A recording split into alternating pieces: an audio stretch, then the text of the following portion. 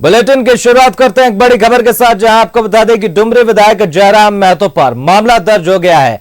विधायक पर सरकारी काम में बाधा डालने का आरोप, रंगदारी करने, कब्जा करने के आरोप का मामला दर्ज हुआ है। बताते चले कि विधायक जयराम के साथ ही 40 पर मामला दर्ज हुआ है। बेरमो में एक सीसीएल क्वार्टर पर कब्जे से यह मामला जुड़ा हुआ है। जानकारी देते चले कि न्यूज 11 भारत ने प्रमुखता से खबर दिखाई थी।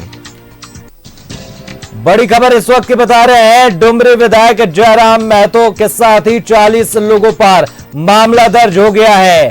कब्जा करने, रंगदारी करने का आरोप लगा है। इसके साथ ही सरकारी काम में बाधा डालने का भी आरोप लगा है। बड़ी जानकारी इस वक्त की दे रहे हैं, जहां पर डुमरी विधायक जयराम महतो पर मामला दर्ज हो गया है और इसके साथ ही 40 लोगों पर मामला दर्ज हुआ है। कब्जा करने, सरकारी काम में बाधा डालने, इसके साथ ही रंगदारी करने का यहां पर डुमरी विधायक जयराम महतो पर आरोप लगा है। बताते चलें कि बेरमो में एक सीसीएल क्वार्टर पर कब्जे से जुड़ा है पूरा मामला। साथ ही बताएं कि न्यूज 11 भारत ने प्रमुखता से दिखाई थी खबर।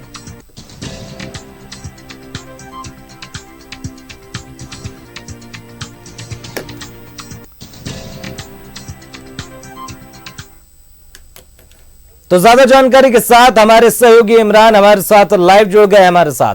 तो इमरान, क्या कुछ जानकारी यहां पर है? बेरमो विधायक के ऊपर मामला दर्ज हो गया है और सिर्फ विधायक पर नहीं 40 लोगों पर भी मामला दर्ज हुआ है, लेकिन मामला क्या है?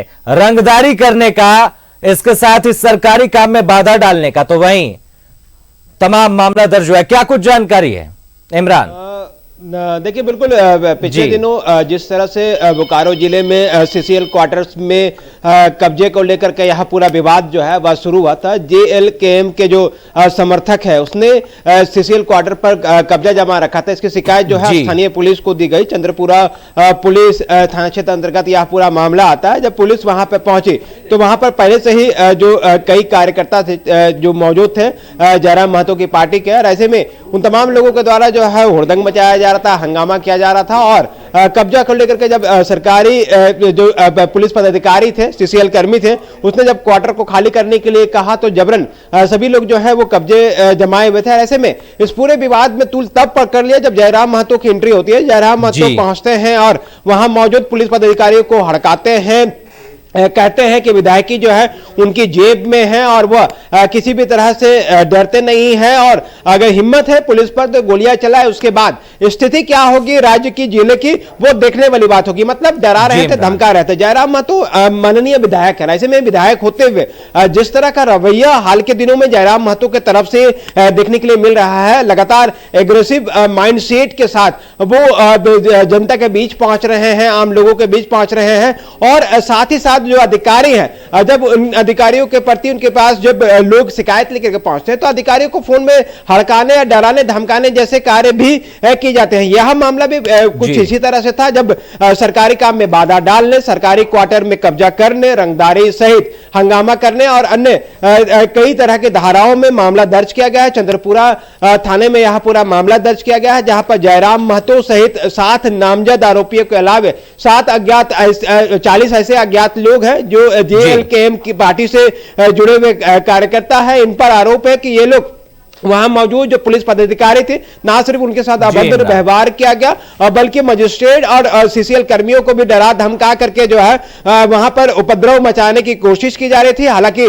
पुलिस अगर उस जगह पर बलपूर्वक इस्तेमाल करती तो स्थिति जो है वो और भयानक हो सकती थी, लेकिन पुलिस ने धैर्यपूर्ण जो है अपनी व्यवस्था बनाई और पूरे मामले पर संयम कायम रखते हुए बातचीत का रास्ता अपनाया। और फिर पूरी रात जो है 3 से 4 बजे सुबह तक पूरे मामले पर हंगामा चलता रहा। फिर जाकर के इस पूरे मामले पर पुलिस से कार्रवाई शुरू की गई। अब चंद्रपुरा थाने में जयराम महतो सहित 7 लोगों पर जो मामले दर्ज किए गए, हम उसमें से कुछ नाम आपको बता देते हैं, जिसमें से विनोद चौहान जिस पर मामला दर्ज किया गया है, दूसरा राहुल पासवान, तीसरा संजीत कुमार, चौथा व्यक्ति जो है वो नितेश, 5वां है जो तिलक महतो, और छठा जो है संदीप महतो और सातवां विधायक जो है डुमरी से है जयराम महतो।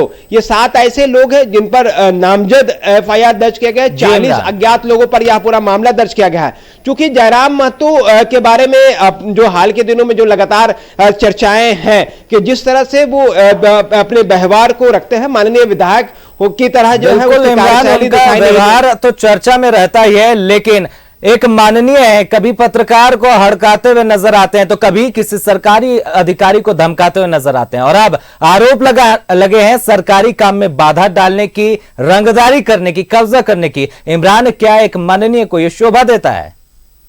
बिल्कुल लगातार जो सीनियर्स लीडर्स हैं और या फिर दूसरे पार्टी से जुड़े हुए जो लोग हैं वो साफ तौर से जयराम महतो के इस तरह के व्यवहार का विरोध करते हैं, क्योंकि जनप्रतिनिधि जो है वो समाज का आईना होता है। अगर किसी जनप्रतिनिधि का रवैया जो है अगर गुंडे गर्दी की तरह अगर उसकी कार्यशैली अगर दिखाई देगी कि अधिकारियों को डराने, धमकाने, गाली गलौज और अभद्र तरह से भाषा का इस्तेमाल करने और इस तरह की चीजें अगर अपनाई जाएगी तो ये कहीं ना कहीं सभ्य समाज के लिए इस पर जो है कोई जगह नहीं है। क्योंकि आप जनप्रतिनिधि हैं, आपको तमाम लोगों की बातें सुननी है। जो अधिकारी जो कि पढ़ लिख करके उस पायदान पर पहुंचे हैं, वैसे पुलिस पदाधिकारी जो लगातार राज्य की पुलिस सेवा पर अपनी सेवा देते हैं, उन पर भी आपके भाषा जो है वो अभद्र तरह से इस्तेमाल करते हैं, आप अधिकारियों को हड़काते हैं।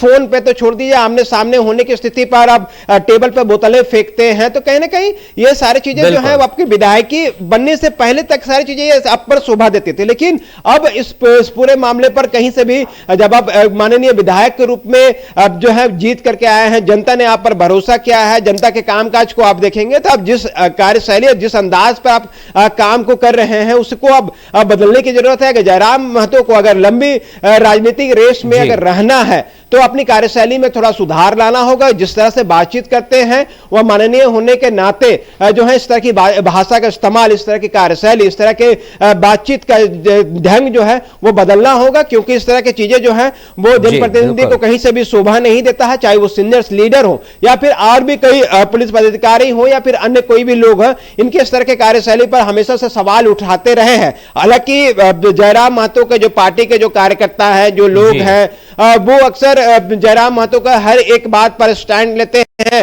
हो सकता है कि लोग मेरी बातों पर इत्तेफाक ना करते हुए ट्रोल करनी शुरू कर दी जाए और अलग अलग तरह से जो मीडिया पर जिस तरह से कसा जाता है इस तरह के शब्दों का इस्तेमाल किया जाएगा। लेकिन जयराम महतो विधायक बने हैं, विधानसभा में गए हैं, तो उम्मीद करते हैं कि वो अपनी कार्यशैली पर सुधार लाएंगे। और अभी इस तरह के मामले में आज उन पर सरकारी काम में बाधा डालने का यह मामला दर्ज हुआ है, तो एक तरह से कहेंगे कि जयराम महतो पर नकेल कसने का ये जो चाबुक है वो पुलिस प्रशासन की तरफ से चला है। अब कहीं ना कहीं जयराम महतो पर यह जो नकेल है वो कसा जाएगा और इसका अंजाम जयराम महतो को आने वाले दिनों में फिर भी दिखाई देगा। जिस तरह के सरकारी काम में बाधा डालने के मामले दर्ज किए गए हैं, जयराम महतो के ऑडियो विजुअल जो है वो साफ तौर से सार्वजनिक है, कई जगहों पर वायरल भी है कि किस तरह से जयराम महतो जो है एक सरकारी क्वार्टर को में जो कब्जा जमाए बैठे जो लोग थे उसको हटाने के लिए जब पुलिस प्रशासन पहुंचे तो उनसे ही उलझ गए थे। हालांकि वो एक जनप्रतिनिधि होने के नाते अपने समर्थकों को समझा बुझा करके बिल्कुल बहुत महत्वपूर्ण जानकारी आपने दी पूरे मामले के साथ। बहुत बहुत धन्यवाद इमरान, तमाम जानकारी आपने हमारे साथ साझा की।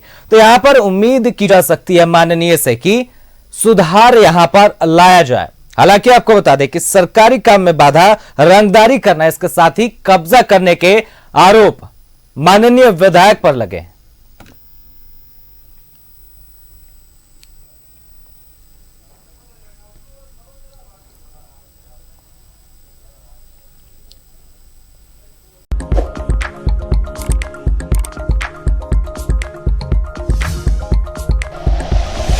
Like and share videos, subscribe करें हमारा चैनल और प्रेस करें बेल आइकॉन। न्यूज़ 11 भारत, सच है तो दिखेगा।